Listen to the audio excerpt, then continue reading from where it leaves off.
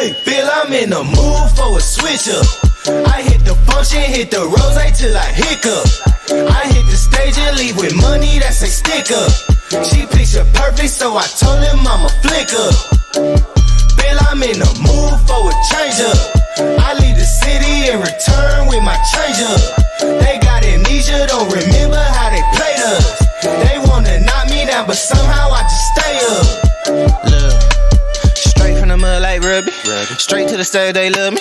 I understand they hungry, but please don't hate, that's ugly. I've been sliding, shaking, moving. I've been popping in my city. Shawty say she love the way we do it with me. I be too turned up to ever give a fuck. I ain't come to argue, let a nigga fuck. They been talking pennies, I need bigger bucks. About to catch a flight, I need to switch it up. Got that black boy joy, might do my dance on him. Take no disrespect, might put my hands on him. Hit this chicken, now she wanna marry me. But she gon' need some closure and some therapy. Came back to the city with my bank account on F. Giving rappers hell, I know they happy that I left. Hit the south in winter, I just put down my deposit. 82 degrees, I left that jacket in my Feel closet. I'm in the mood for a switch up. I hit the function, hit the rose till I hiccup. I hit the stage and leave with money that's a stick up. She picture perfect, so I told him I'm a. Welcome to Hold the Heat. Welcome back, y'all. It's Isaiah McCoy, your host.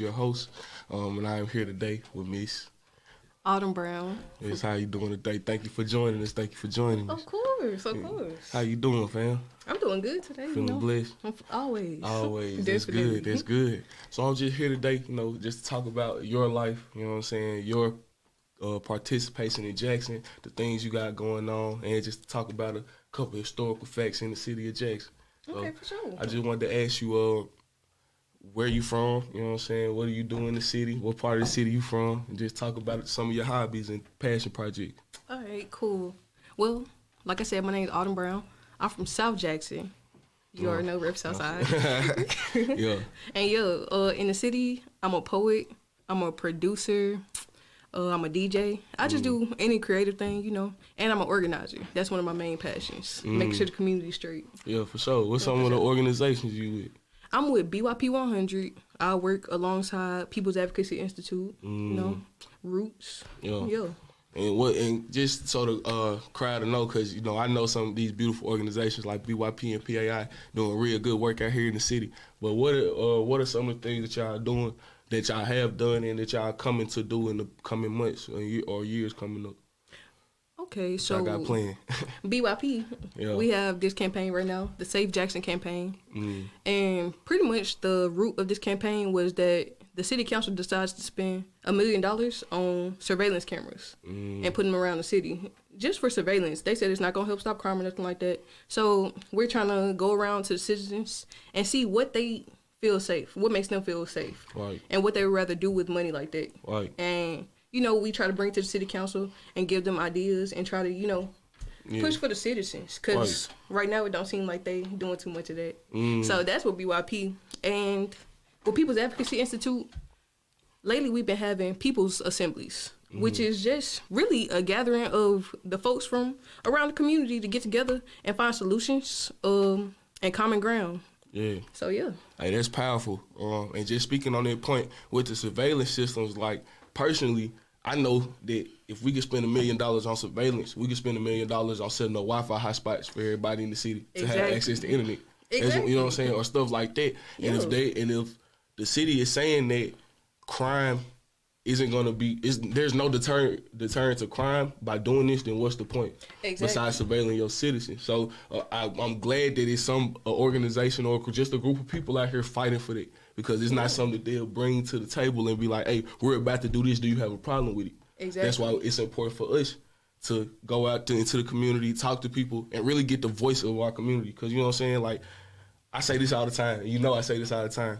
We tired of folks coming into our neighborhood taking, even if they from here, taking and not giving back, or not really giving, or not really considering the opinions and the wants of the people. Yeah. And so that's my whole goal with the organization I'm with, On Your Story Jackson. Like, promoting your shout out to On Your Story Jackson, soon to be renamed. But we basically want to just promote positivity in the city, promote the positive aspects of Jackson, really hear the citizens of the city. Because I'm from Mount North, I'm from Jackson. So I don't want to see nothing but shine for the city. I don't want to see nothing but positivity. So I'm glad we out here doing stuff like that. Yeah, what about your music though? Like, what type of producer? I know you say you DJ and produce. Do you do it for fun? Do you do it for like monetary gain? Like, do you charge people to do it, or you just out here having fun with it? Like, what inspired you to do it? To be honest with you, the way I got into music was because I was really just trying to find a way to express myself in a positive way. I was just feeling a lot of things around the age of 11 and 12 and stuff, and I really didn't know what to do with it. But one day, I went online and I just looked for a keyboard, like a keyboard I could play on the computer because I didn't have a real one. Right, you know what I mean? Right, yeah. So I was like, So I just went and I started doing it. I was like, okay, this is cool. Then I started finding different softwares like online that I could use to make beats and stuff. And ever since then, it was history. Now, I don't really charge for my beats right now. I'm trying to figure out a way that I could monetize it but still help people because, you know, I'm trying to live too, you know. Yeah, facts, but I definitely want to help my folks, like always. I want to provide as much as I can. So, that's pretty much what that is. And I know we on the air and stuff, but have you talked with Gus at Jacksonology? Oh, yeah. Yeah, so I know it's a project coming up called Jacksonology where they're trying to do something that's very similar where we get students or youth age, you know, members or teachers to go into community with students and really teach them skills that are pertaining to artistic expression. So like making music, making art, writing poetry, writing raps, you know what I'm saying? Like we need that in our communities because people will come into our community and profit off of our pain and profit off of our expression. You know what I'm saying? So I think y'all should highlight it because that's coming up soon too, y'all. Definitely. That's gonna be the move. Yes. But I feel like us being from the South, especially from Mississippi, we got a different type of ear for music. We got a different type of feel for music. Like rhythm hit us different. Like, do you agree with that? Yeah, it's the birthplace. Yeah. It's the birthplace of American music, so it gotta be. Yeah, and so with that being the case, like, do you think that inspired your, not only your sound, but just your love of music, period? Like, being from Mississippi, do you think, let me question it this way. Do you think had you been born anywhere else, not even just from the South, but anywhere in the United States, do you think you would feel the same way about music that you do? To be completely honest, no. I think down here, like being from down here, it's a different connection to it, especially with the fact that it's not much to do around here. So you find something that you enjoy, and people usually put their all into it, you know? Right. So that's one thing that really kept me into music is because that was my road. That was the road I saw. And that was the path I saw me being able to go down and continue it and really enjoy it. Yeah. So hey, that's powerful, bro, for real.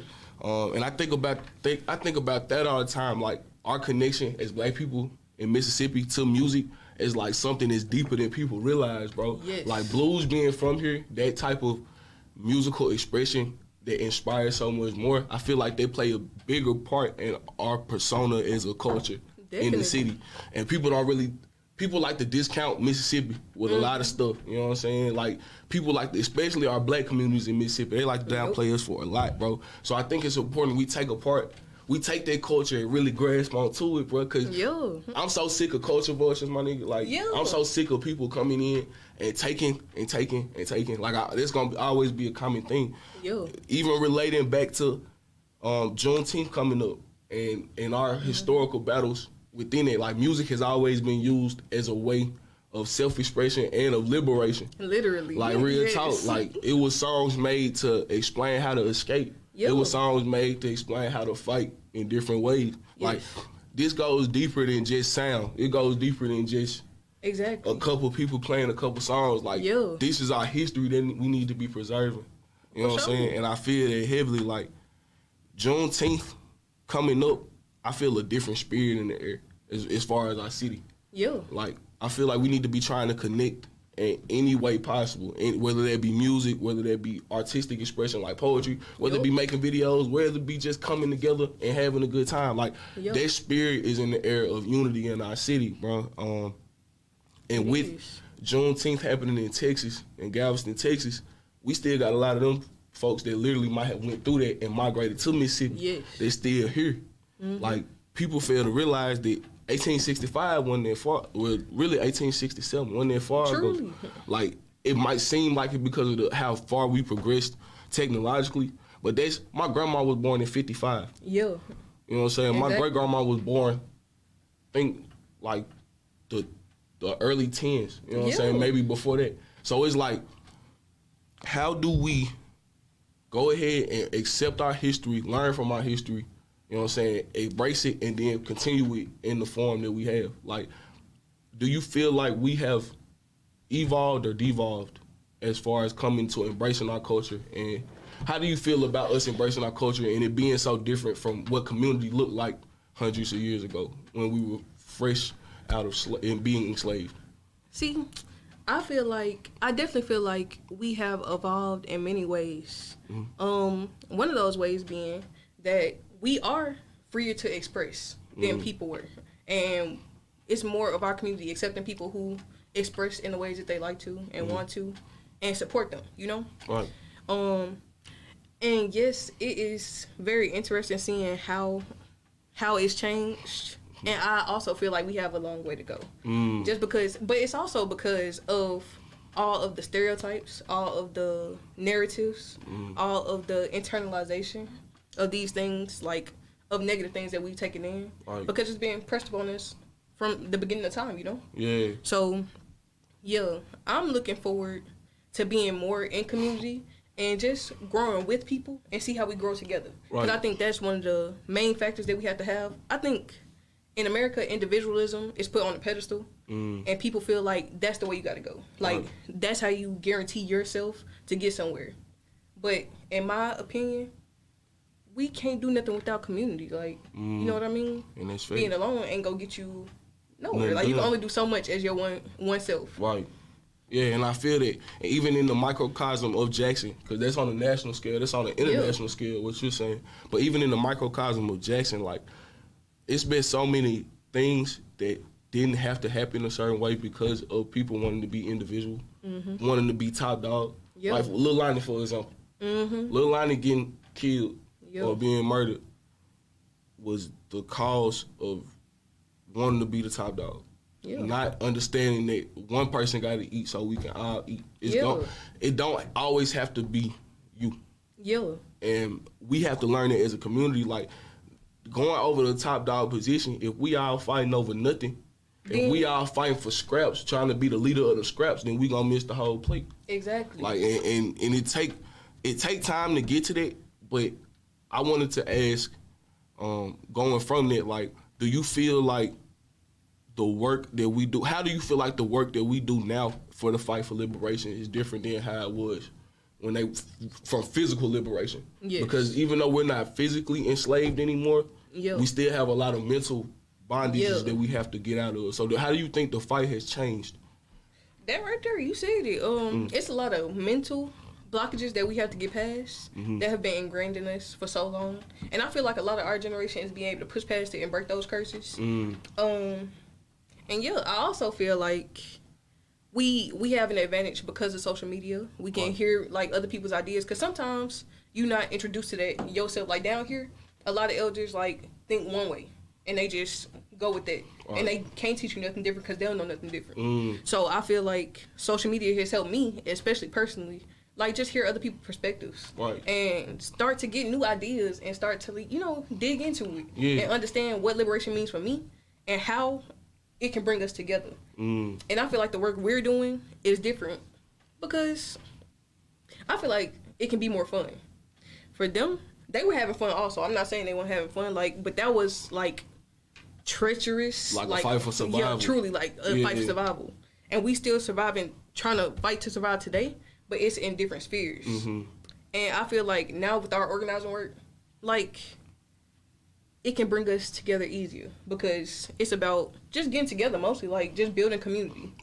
So I think that's something, and like social media and being social with each other. And that I don't know if I'm saying this right, but that interconnectedness, like that plays a big role in today's day and age as far as fighting an enemy, because now we don't have to be in the same place to organize. Exactly. You know what I'm saying? We don't have to be locally organizing, well, even though you should start locally. Definitely. It can be a national organization overnight. That's like real. Literally. That's you know what I'm saying? But that comes with its cons too. Yes, exactly. Because infiltration is something that's always gonna be there. Yep. So like, I feel like the biggest fight or the most important thing that we should be doing right now is learning that we have to be cohesive and we have to understand that we have to protect ourselves from culture vultures, from people that are meaning us harm, whether they be physically, financially, or mentally. Yes. Like, as a community, especially in Jackson. Yes. Like, we got so many enemies in the state and people don't know about it. Like, there's so many other cities that want to take Jackson down. Literally. They want to keep sucking us dry of everything. All the surrounding areas. All the surrounding areas. So, like, it's just, I feel like we really have to push with BYP and, like, PAI. Like, what y'all are doing is, like, super important. What On Your Story doing is super important. You know what I'm saying? Like, we have to change these. We have to knock down these mental walls and these barriers, bro, because if not, they're just going to keep getting high. Yeah. You know what I'm saying? And I'm one of them people that believe, like, people been saying the change going to come for forever. I feel like this is the time where that change should be coming. Like, I know as a revolutionary or as a person that fights in the fight for liberation, you never really going to see your fruit fulfilled. But then I think, like, if we not gonna see it, then who gonna see it? Yeah. Like, it's been long in my eyes. It's been long enough. We have the resources now. We do. Like, we really do. But we so, and I hate saying the word brainwashed, but we are. That's the truth, though. As a community, we are brainwashed into hating ourselves. Yeah. And we coming out of it now with these recent years, with this stuff coming up with Black Unity, Black Pride. I feel a resurgence in it, but it's still so many agents against that. Yes. I'm wondering, how do you think we fight that? How do you think we go about getting these agents exposed and out of our communities? And, like, how do we go about really repairing the hate that has happened to our community, or repairing the damage? I think one main thing is, first of all, as people, we have to recognize that something is wrong. I mean, you can't start fixing the issue until you realize something is wrong. A lot of people are like, they alive, so it's good. Because that's all people can, like, hold on to at some point, because it's so hard to survive. Yeah. So they just holding on to being alive and just happy to be alive, and that's some real stuff. Right. But we also have to realize, like, a lot of these systems and a lot of these ideologies put into place are negatively impacting us as people, and we need to dissolve that, what do they call it? Dissolve that wall between each other. You know, we have biases against each other that have been put into us. Right. And I feel like we need to work together to push those aside and, like, unlearn and relearn how we interact with each other and how we love each other, and, you know, how to love ourselves. I think that's where it starts. Yeah, and just finding that spark of love. Like, I feel like that's what you're saying. Like, really investing time into loving each other, because love don't just happen. Exactly. I mean, it can. I'm not saying it can't, but you know what I'm saying. Sometimes you have to work towards loving each other. You got to build it. Yeah, especially when you've been taught that, just like anything, but if you've been taught so long against loving yourself and loving your neighbor, and neighbor meaning your Black community, like, it's going to take more than a day it's not going to be from, oh, I hate myself, to, oh, it's Black pride. I love every Black person regardless. It's a process. It's a process. Yeah. It's a process. It's love. It's being, and see, brother, I don't know if you know Brother Abram Muhammad, but from it used to be on Palmyra Street, the Nation of Islam Temple. Oh, yeah. Beautiful brother.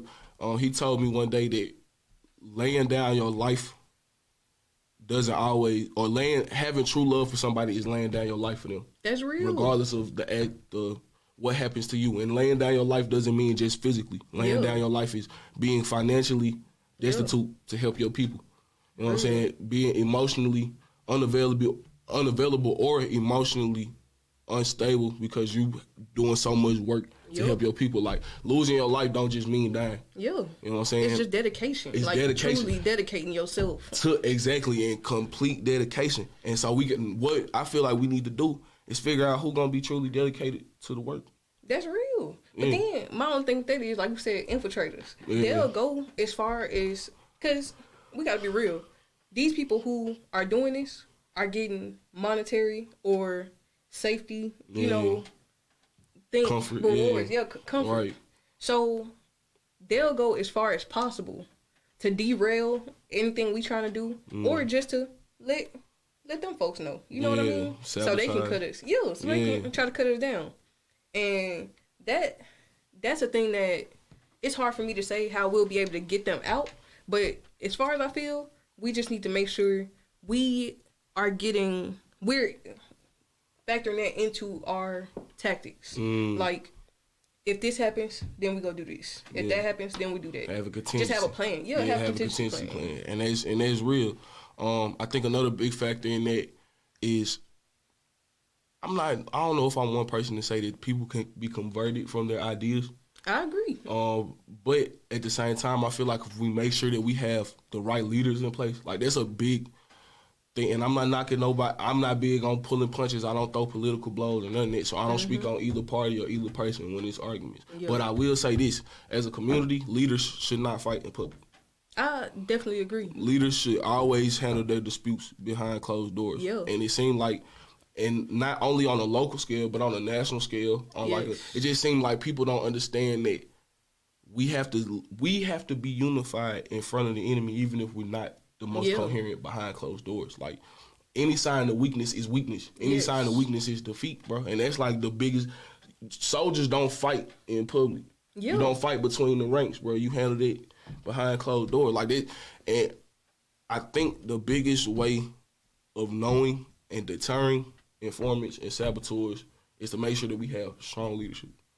Like, I agree. Is making sure that the people that we vetting and that we really trust in the community, make sure that we putting community leaders instead of selected leaders into office, not in office, but like into positions of influence in our community. Yes. Like, it's people in the hood, in the neighborhood right now that got way more pull than any other political figures. Shout out to John Knight. Yeah, shout out to John. Shout out to Ron. Yo. Shout out to it's a whole. We go down. Shout out to Smoke D. Shout out to Al. Smoke. Like, we got. It's a whole plethora of leaders. You know what I'm saying? Stepping. That's really showing that they love our community. For sure. You know what I'm saying? How do we make sure that we highlight these people because they doing the work, regardless of the monetary gain? Like, they doing the work because they really want to help. Feel me? How do we highlight these leaders in our city and make sure that if we gonna follow somebody, we follow somebody that's really, truly about what they say and willing to help our city? Yo, I feel like that's kind of the work we also doing with these orgs. You know, making sure we having these community events where people can come get some food, come spend some time with each other. You know, come get some resources, and then we can meet each other and we can know each other. Yeah, you know what I mean, and get a good feel for. And meeting people where they at is the most important thing in a fight for liberation. Because you can't expect nobody to come to you, but you're not showing them nothing to want them to come or want them to fight or want them to build. Like, if you don't give nobody no option, like, I know for example, we was it's funny, we was at the Sykes Community Center. It was Teron, John Knight, and it was some bamboo farmers came to speak to the kids, right? And so the whole time the kids snickering and stuff, you know what I'm saying? Because the bamboo farmers, in my opinion, they ain't really come with nothing that was tangible. You're talking to kids that's dealing with a whole bunch of trauma and a whole bunch of BS on a daily basis. Yeah. You can't come to nobody with a 10-year plan that don't know where they're going to be in 5 years. Tomorrow. Yeah, tomorrow. I mean? Like, seriously. And that's important. And they spoke on their point, but that's important. Like, we have to give our children specifically a opportunity. Like, literally the opportunity to see something different. If you don't show nobody different, how do you expect them to act different? And that's what I'm saying too. That'd be a lot of things with as far as the community work. Of course, we want more people from the community to come out. Of course, we want to get involved with more people of the community. But it's hard for, like we said, meet them where they at because people are trying to survive. Right. People got to work so much. Right. People got so much else to worry about. Yeah. And sometimes they don't feel like they have the time, or they don't feel like. You know what I mean? They can't step to the side to do that. And some people feel like that their opinion's not valued. That too, for sure. I promise you, actually, just from the work I've done on your story, being able to sit and just talk to people that usually don't feel like nobody won't care about their story, bro. Like, it's it don't matter. It's so many passionate folks. It's so many beautiful spirits in this city that don't have a voice. Like, that's why I'm so adamant on getting people that don't have the chance to speak about their truth. You know what I'm saying? Like, that truth is important. That's a part of our city. You know what I'm saying? Speaking to that is very important to our city, is what we are, how we identify ourselves. Yeah. We can't, I'm tired of allowing the trickery and everybody saying that Jackson is just this, Jackson is just that, Jackson is nothing. Like, people on the internet saying we should build a wall around certain parts of Jackson. to keep people out. Like, just, and you know who I'm talking about. I know exactly who we talking about. And you know who I'm talking about. Don't want to get them no, you know. Yeah, don't even want to give them no shine. But you know what I'm saying? Like we tired of the well, I don't know what they call them, the racist undercovers. They say they not racist, will stab you in your back. Like it's so much stuff that we got to work on as a community, like to really shine. But like I said, now is the time, bro. It is. I feel it in the air, man. Like I say, even though it's Juneteenth, I still, even right before the end, I feel like even after that, I'm going to feel that spirit in the air of change. Like, this time is coming. It truly is. And people don't see it. And that's what bothers me. Like, we just need to start opening eyes, start educating. And see, the open eyes part, I feel like the way you open people's eyes, somebody got to do it. Like, they got to see it works first. Because it's understandable for people to be skeptical of things, because people have come in and they taken, like you said, and just ran off. Exactly. So we got to, whoever is like, you know, working towards that, we got to get together and we got to show people that it works. And then people hop on board because they can see, they can feel secure in it. They can feel comfort in it. You know what I mean? Yeah. And I feel that 100%. It's also to the point where I think about, we can show them, but how do we package it to where it's actually interesting? I think about that all the time. Real. Like, that's really my biggest worry, because it's not the gaining of knowledge, it's like the retention of knowledge. So I can tell you something all day, but if you don't really care, or if it don't look interesting, you know what I'm saying, like, that's the question I ask almost every guest is, like, what do you feel like the way is to relate people to the information and relay that information to the people? So for me, that's really, like, one of the main reasons, one of my biggest reasons for doing music is to make an impact, a positive impact on whoever I can. Like, to just brighten your day or make you have an idea. You know what I mean? Yeah. Like, here's something you haven't heard before. Yeah. And to just, like, expand your mind as much as possible. And for you to enjoy it. Like, for you to feel good about it. Yeah. For you to feel like, I feel you. And you feel me. You feel me. You know what I mean? You though. We connected for real. Right. And that interconnectedness, and I said that word already, but I'm going to say it again. Period. Because unity, interconnectedness, like collaboration, these are words that have to be repeated in our communities. Yes. Like you said, there's nothing that can be done by a single person. There is nothing that will really get done if a single person feel like they need to be the head of it, bro. Cooperation is key. Truly.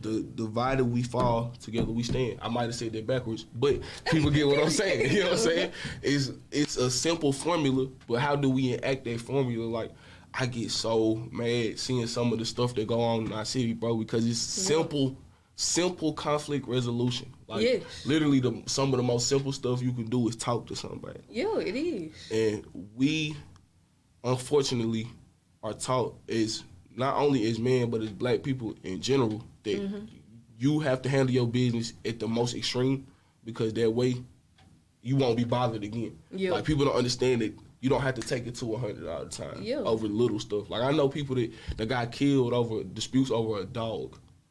Literally. Like, that's tragic. I hate to hear that. Like, that's simple, real, though. Like, it really like, be simple stuff. It'd be simple stuff, or somebody not saying excuse me.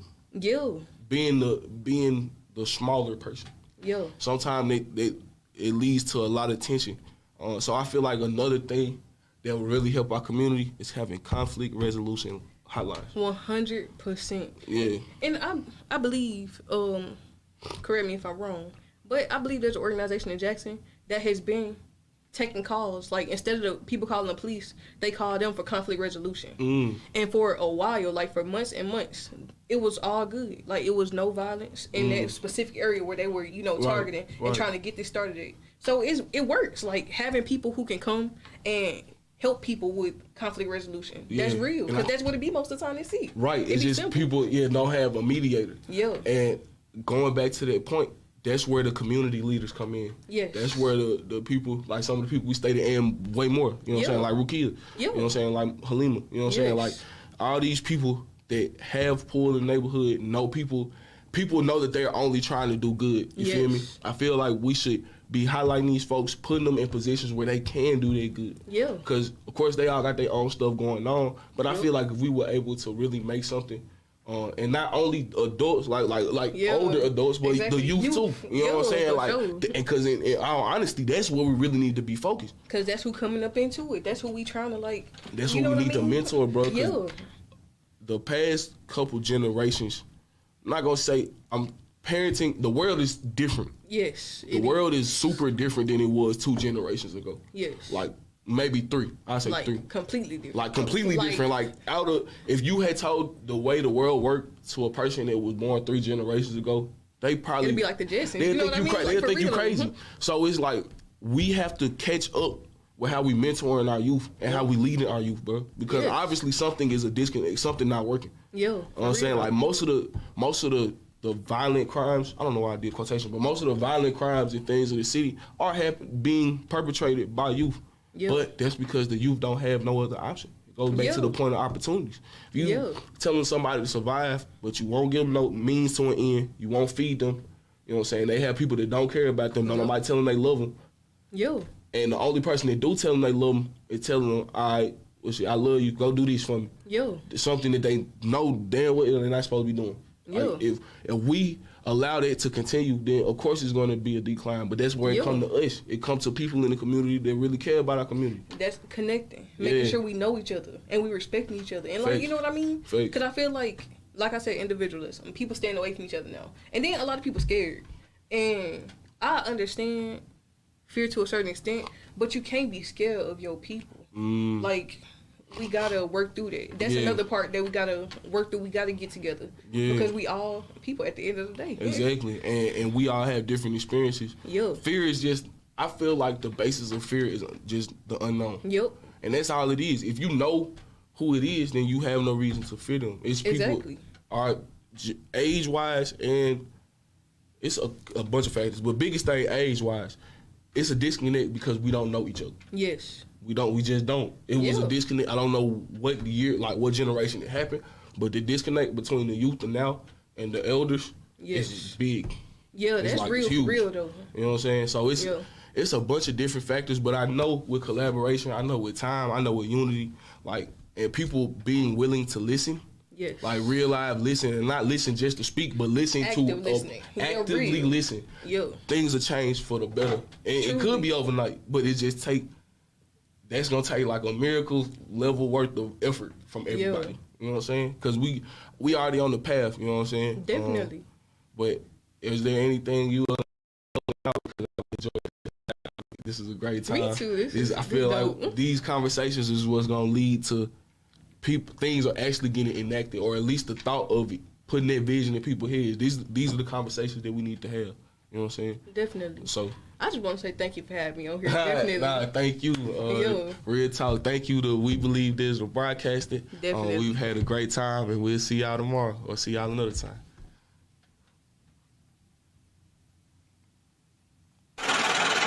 Hey, feel I'm in the mood for a switch up. I hit the function, hit the rose till I hiccup. I hit the stage and leave with money that's a stick up. She picture perfect, so I told him I'm a flick up.